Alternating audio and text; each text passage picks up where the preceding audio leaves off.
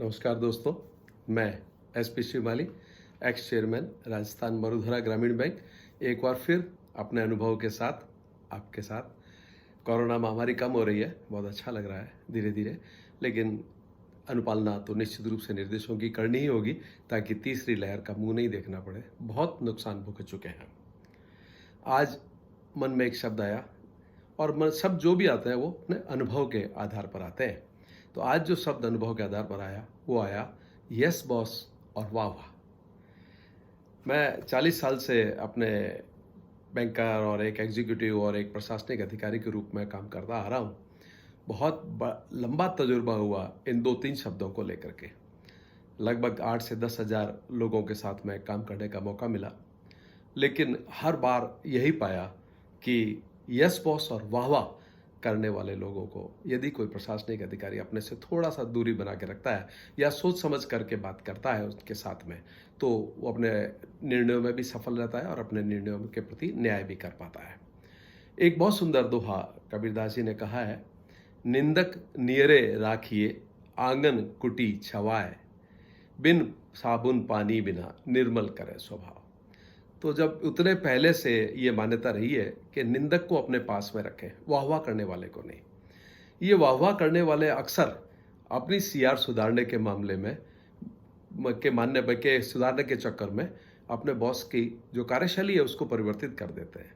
सभी प्रशासनिक अधिकारियों को मेरा एक निवेदन है कि अपने जब भी कोई निर्णय लें, जब भी कोई काम करें, जब भी अपने सबॉर्डिनेट से, अपने कलीग्स के साथ बात करें, तो इस बात का विशेष रूप से ध्यान रखें कि ज़्यादातर यस बॉस और वाह वाह करने वाले कितने लोग हैं और उन लोगों से बहुत सावधानी रखें। मेरे फादर भी एक दोहा कहा करते थे, चीता चोर कबाड़ झुक झुक करे सलाम। चीता भी जितना झुकता है उतना ही तगड़ा वार करता है। जो चोर होता है, बेईमान होता है, वो बड़ी नम्रता के साथ बार बार पेश आता है, बड़ी चापलूसी करता है और वही वाली बात वाह वाह वाह वाह वाह वाह करता है।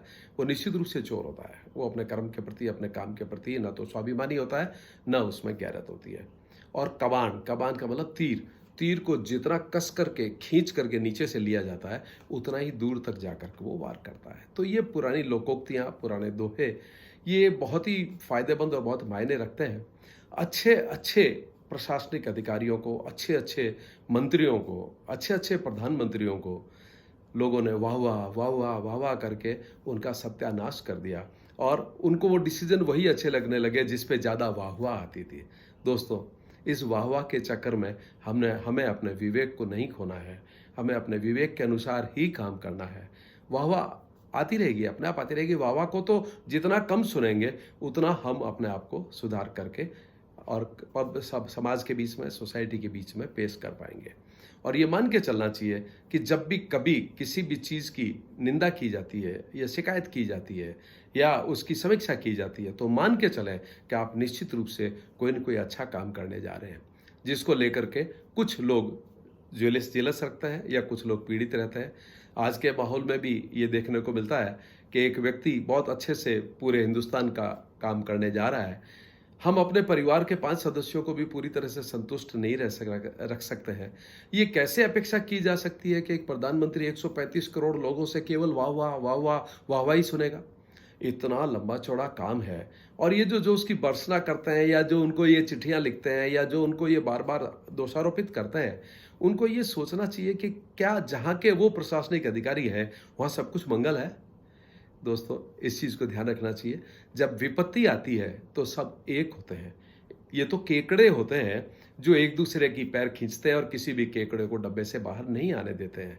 हमें तो इस विपत्ति की घड़ी में कम से कम हम हिंदुस्तानी तो एक हो जाएं और एक होकर के सपोर्ट करें अपने प्रशासन को, अपनी सरकार को, हर तरीके से। चाहे वो कोई सी भी सरकार हो, कोई कांग्रेस या बीजेपी से मेरा मतलब नहीं है।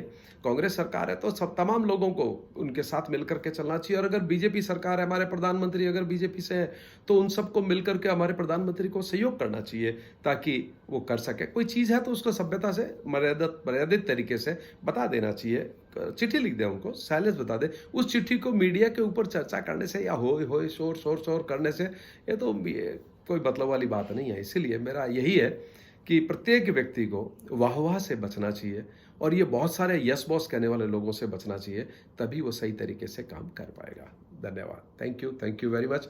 फिर एक नए शब्द के साथ हाजिर होऊंगा अगली बार अपने अनुभव के साथ। Thank you very much.